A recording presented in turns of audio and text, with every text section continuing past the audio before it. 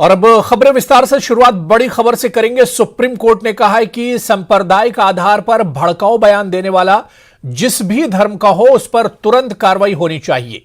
Court ने Delhi, UP और उत्तराखंड सरकार को निर्देश दिया है कि ऐसे बयानों पर पुलिस खुद संज्ञान लेते हुए मुकदमा दर्ज करे। इसके लिए किसी की तरफ से शिकायत दाखिल होने का इंतजार न किया जाए।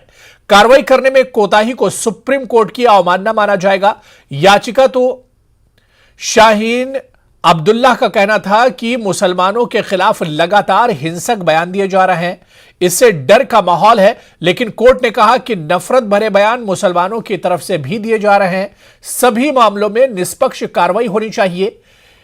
याचिकाकर्ता के लिए पेश वरिष्ठ वकील कपिल सिब्बल ने कोर्ट के सामने कहा कि बीजेपी नेताओं के बयानों का हवाला दिया। उन्होंने कहा कि सांसद प्रवेश वर्मा ने मुसलमानों के आर्थिक बहिष्कार की बात कही। उसी कार्यक्रम में एक और नेता ने गला काटने जैसी बात कही। लगातार ऐसे कार्यक्रम हो रहे हैं। सुप्रीम कोर्ट ने धर्म संसद मामले में जो आदेश दिए थे उनका कोई असर नहीं हो रहा है।